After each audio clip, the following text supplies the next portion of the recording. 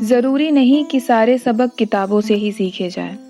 अगर सच में आप सीखने की चाह रखते हैं, तो हर एक मिलने वाले व्यक्ति से, अपने आसपास के माहौल से सीख सकते हैं। बस उसके लिए सही नियत की ज़रूरत होती है। नमस्ते, मैं नंदिता।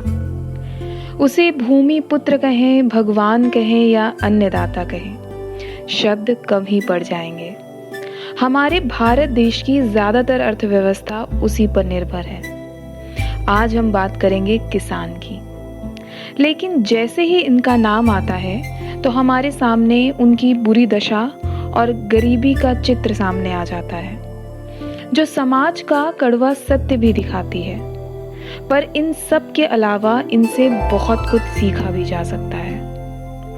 आज की युवा पीढ़ी, या यूं कहें हम सभी, कुछ न कुछ इनसे प्रेरणा तो जरूर ले सकते हैं। लेकिन उससे पहले प्रणाम करते हैं हमारे भारत देश की शान, हमारे किसान को, हम तक 2 जून की रोटी पहुंचाने के लिए, हमें खिलाने के लिए।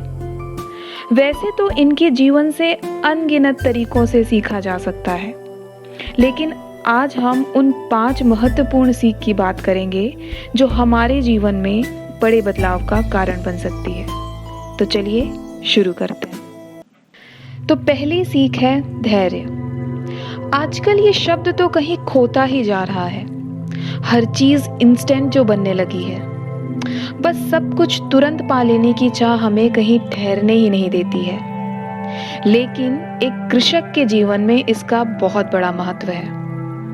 धैर्य के सहारे ही वो बीज को बोते हैं, उसकी देखभाल करते हैं, तब जाकर लंबे इंतजार के बाद उस बीज से विशाल वृक्ष बनते हैं। तो जीवन में अगर आपको कुछ बेहतर चाहिए, तो पूरे धैर्य और लगन से अपने काम को करिए।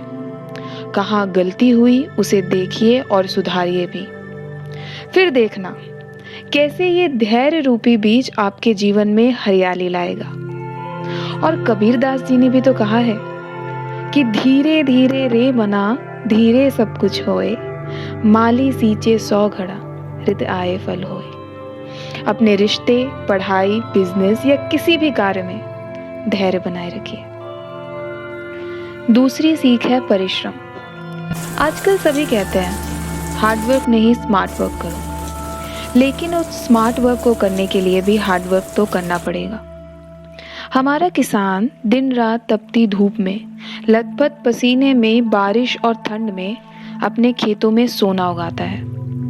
रात दिन का कुछ पता ही नहीं चलता, बस जी जान लगा देते हैं ताकि उसकी फसल सुरक्षित रहे और ज़्यादा से ज़्यादा पैदावारी हो।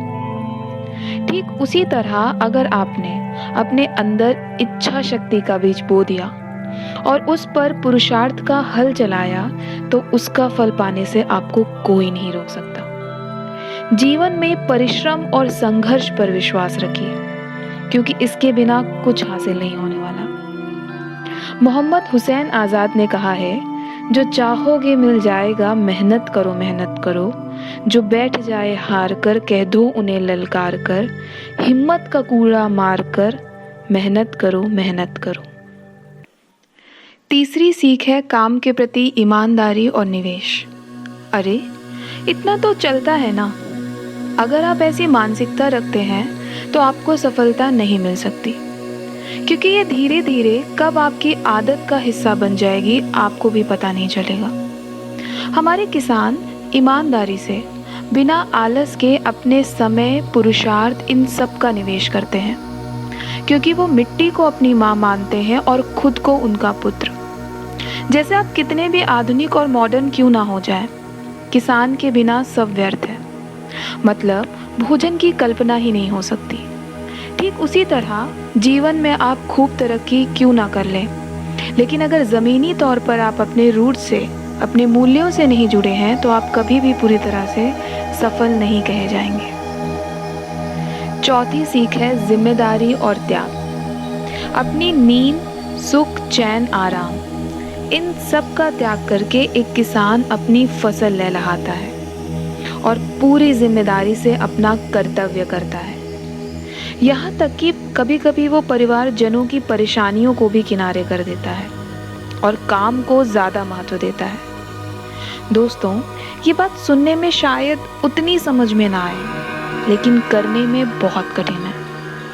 एक जिम्मेदार व्यक्ति वो है जो अपने कर्तव्य का सही तरीके से निर्वाह करता है, और अगर उसमें कुछ गलती भी हो जाए तो उसमें सुधार कैसे करना है उसका रास्ता भी निकाल लेता है।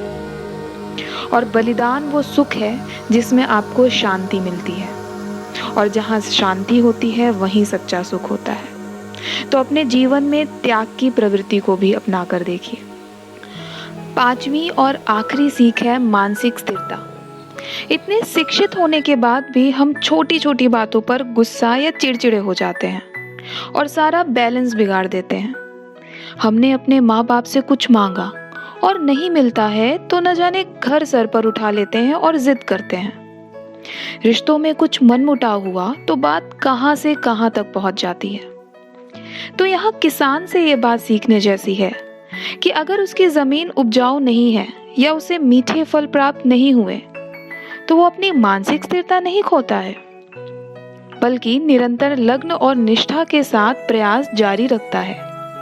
बाढ़, सूखा जैसी प्राकृतिक आपदा के लिए वो मानसिक रूप से तैयार रहता है।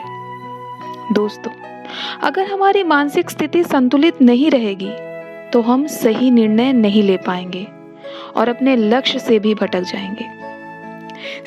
स्थिरता जीवन के हर मोड़ पर बहुत जरूरी है, इसको महत्व दीजिए। तो ये थी कुछ सीख जो हमें हमारे किसान भाइयों से सीखनी चाहिए।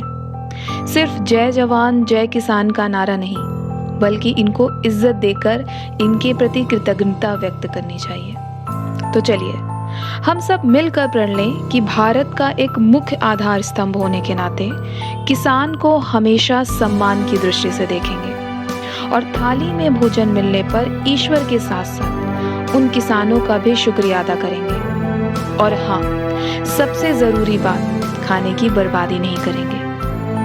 अगर आपको मेरी बातें अच्छी लगी तो मेरे चैनल को लाइक, सब्सक्राइब और शेयर जरूर करें और साथ में बेल आइकन प्रेस करना ना भूलें। जय हिंद, जय भारत।